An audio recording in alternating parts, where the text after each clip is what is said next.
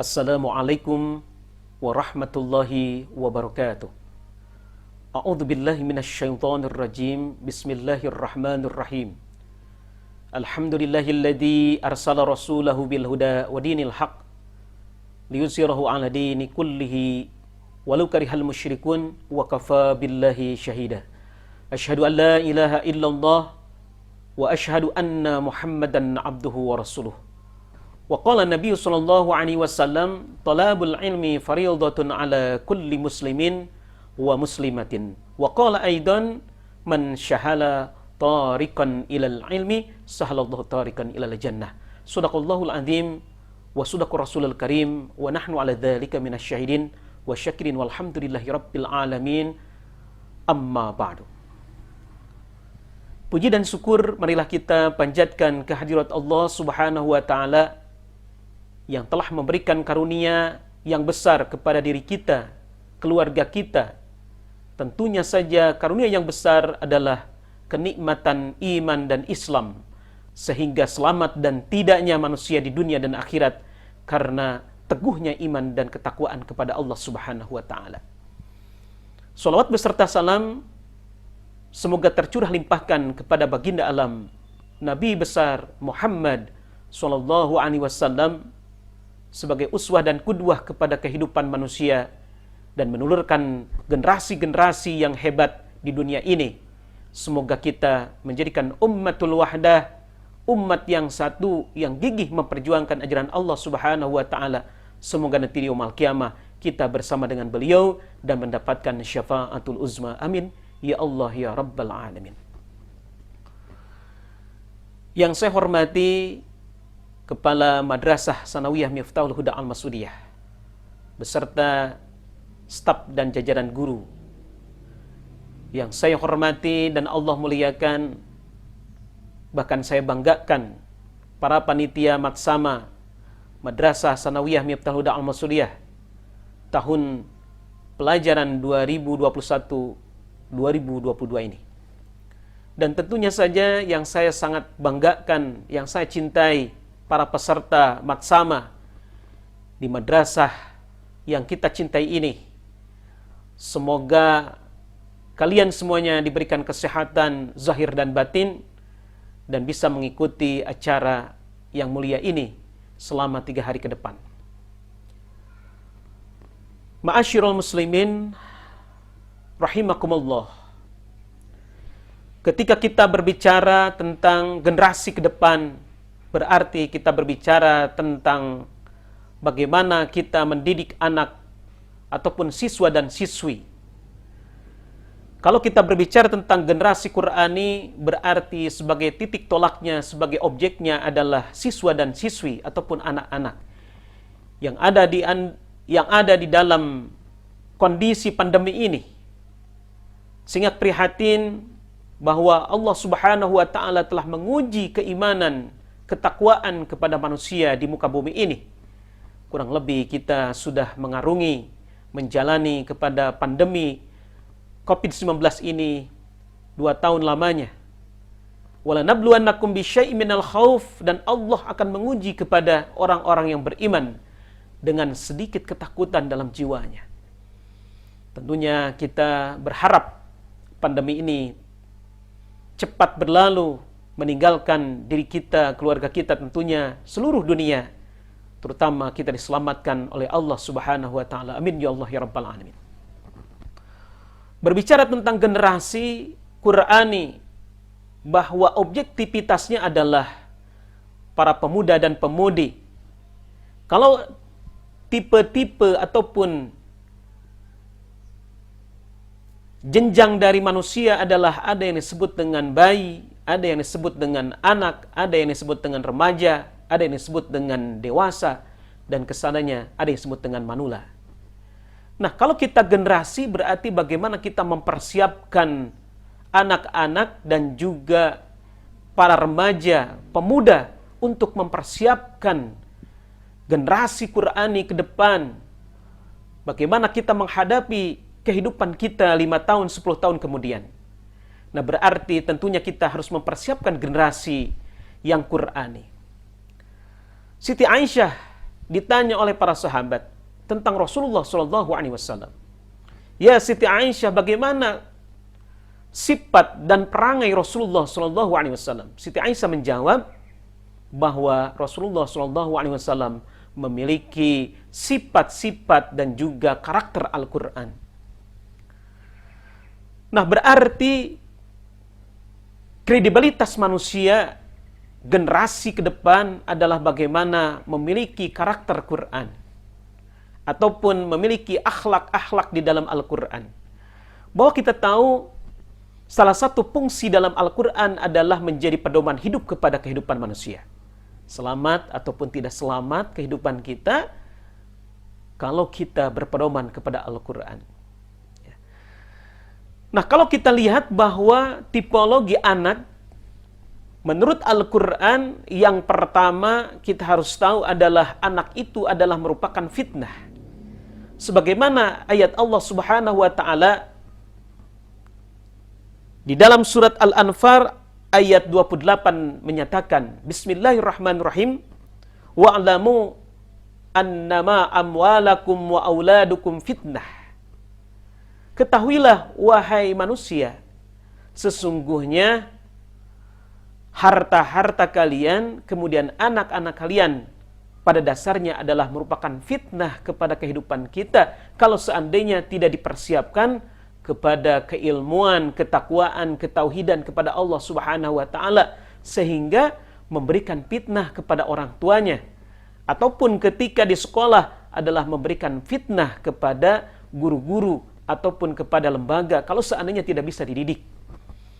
Dan yang kedua, tipologi dari anak ini adalah zinatun min hayatid dunya, menjadi perhiasan kepada dunia ini.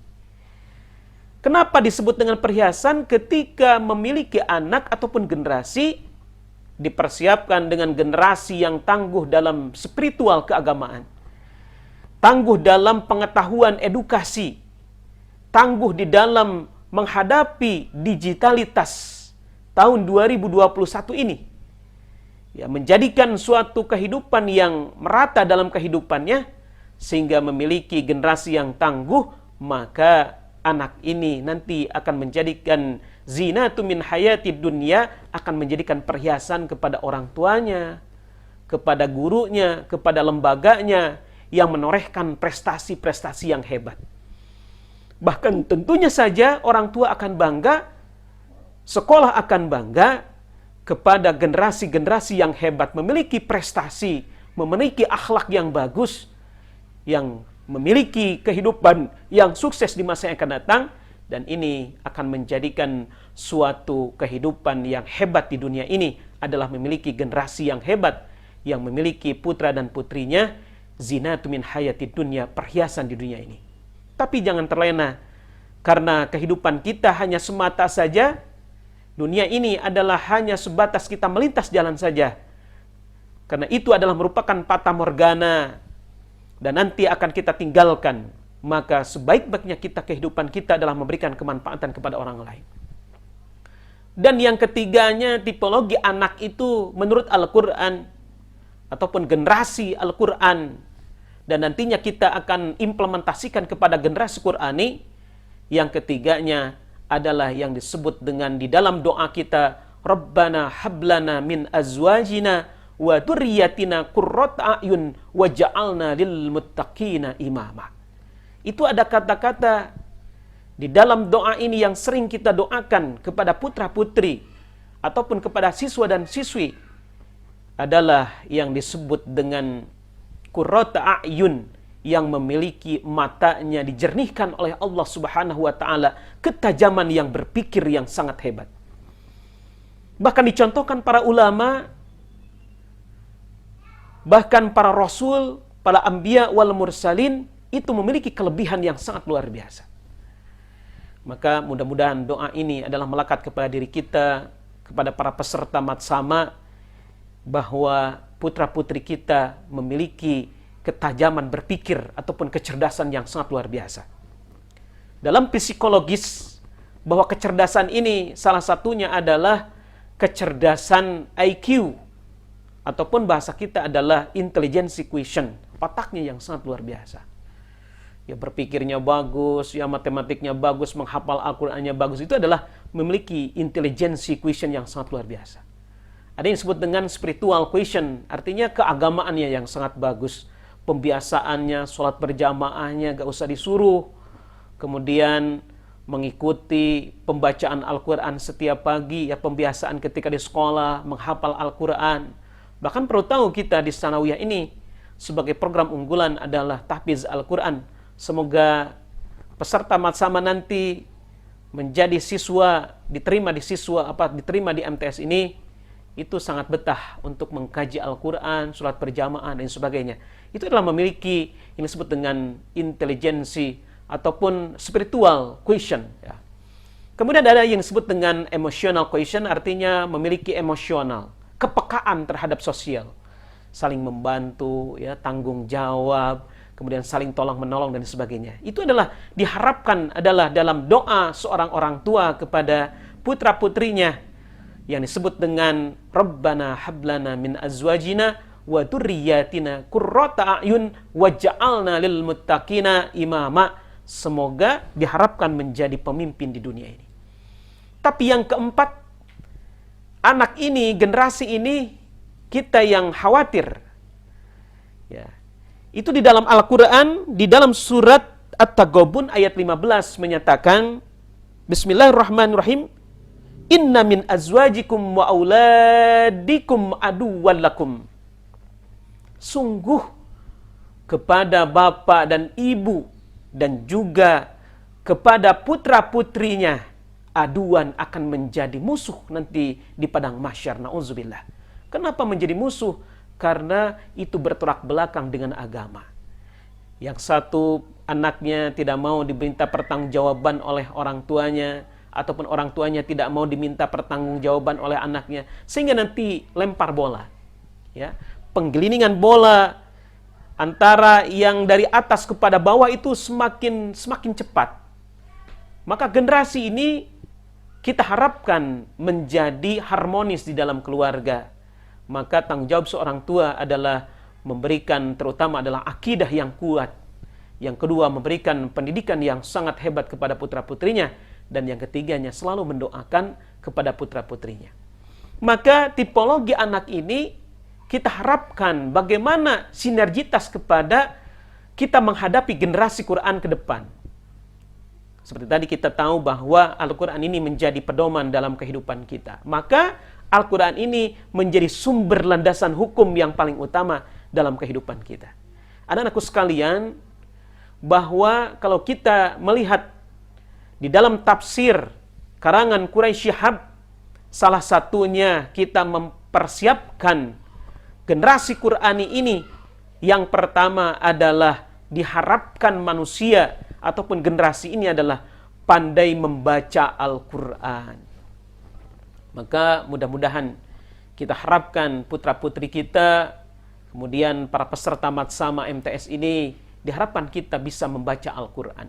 Iqra'ul Qur'ana fa innahu ya'ti yaumal qiyamah syafi'an li ashabihi. Bacalah wahai para sahabat Al-Quran. Ya, jadi Al-Quran kita harus baca. Dari mulai kita bacanya makharijul hurufnya, kemudian sifat-sifat hurufnya, kemudian kita di dalam ilmu tajwidnya.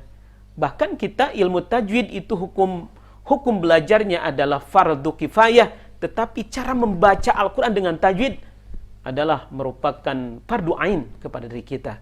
Maka kalau seandainya kita membaca Al-Quran tetap salah, ya, tanpa belajar, maka kita berdosa di hadapan Allah Subhanahu wa Ta'ala. Kemudian yang kedua, bagaimana kita mempersiapkan generasi Quran. Apalagi kita dalam rangka menghadapi pandemi ini. Ya, selain kita menjaga protokol kesehatan, bahkan kalau di Kabupaten Sukabumi, Kota Sukabumi, yang pertama kita menjaga iman, yang kedua menjaga imun, dan yang ketiganya adalah menjaga aman. Ya, menjaga iman berarti tentunya saja kita menjaga akidah kita. Yang keduanya kita menjaga imun artinya kesehatan, ya, memakai masker, kemudian kita menggunakan hand sanitizer, kemudian kita menjaga jarak ataupun social distancing, ya. Tapi kita ingat bahwa di di dalam contoh-contoh Rasulullah SAW, kita jangan tinggalkan wudhu, jangan tinggalkan kita membaca Al-Quran. Ya. Jadi kita harap bahwa generasi Quran ini, yang keduanya menurut Imam Quraisy Shihab menyatakan bahwa menjaga akidah yang bagus. Bagaimana akidah ini ikatan kita kepada Allah Subhanahu wa taala. Ya. Makanya yang disebut dengan iman tasdiqun bil qalbi, membenarkan di dalam hati kita sepenuhnya bahwa Allah, bahwa Rasulullah, bahwa malaikat, dan yang enam rukun ini di dalam rukun iman ini kita laksanakan dengan baik. Nah, sehingga kita akan menjadi generasi yang kokoh. Contoh Bilal bin Rabah radhiyallahu anhu, beliau mempertahankan keimanan sehingga rela beliau adalah dicambuk, beliau rela di dalam perutnya adalah disimpan batu yang besar, bahkan dimaki-maki, ya kan? Tetapi beliau adalah menjadi orang yang mulia karena mempertahankan akidah kepada Allah Subhanahu wa taala. Terus yang ketiganya, bahwa mempersiapkan generasi Quran adalah memahami Al-Quran. Ini insya Allah Madrasah Sanawiyah, ya, kita akan belajar tentang Al-Quran hadis, belajar tentang fikih, belajar tentang sejarah kebudayaan Islam, belajar tentang bahasa Arab. Ya, ini adalah mencoba bagaimana memasukkan pemahaman-pemahaman Al-Quran kepada peserta matsama dan nanti akan menjadi siswa dan siswi di Madrasah Sanawiyah ini. Ya. Terus yang keempat, yang terakhir, bahwa kita mencoba mempertahankan, mempersiapkan, dan membumingkan kehidupan kita, putra-putri kita menjadi generasi Quran ini adalah mengamalkan terhadap Al-Quran. Jadi jangan sampai kita bisa membaca Al-Quran, kemudian memahami Al-Quran, tetapi kita tidak mengamalkan kepada Al-Quran. Di dalam ayat Al-Quran menyatakan bahwa disebutkan orang munafik, disebutkan orang kafir, musyrik, ketika orang itu adalah hanya bisa membaca Al-Quran, tetapi tidak bisa mengamalkan Al-Quran. Maka oleh Allah Subhanahu wa taala disebut di dalam Al-Quran, ya, wa ma lam yahkum bima anzalallah, barang siapa orang yang tidak menghukumi, tidak melaksanakan hukum-hukum Allah di dalam ayat Al-Quran, fahuwal munafikun, maka orang ini adalah orang yang munafik. Na'udzubillahi min dzalik. Selamat buat peserta matsama, semoga kalian betah di Madrasah Sanawiyah dan juga mendapatkan pengetahuan-pengetahuan, praktek-praktek dari kakak-kakak dari panitia. Semoga Anda menjadi orang yang memiliki generasi penerus Al-Quran, dan juga kita menjadikan teladan kepada dan teladan kepada Rasulullah Shallallahu Alaihi Wasallam. Amin ya Allah ya Rabbal Alamin. Maka saya akhiri dengan doa. Bismillahirrahmanirrahim. Rabbana hablana min azwajina wa dzurriyyatina qurrata a'yun waj'alna lil muttaqina imama. Billahi fisabilil haq. Wassalamualaikum warahmatullahi wabarakatuh.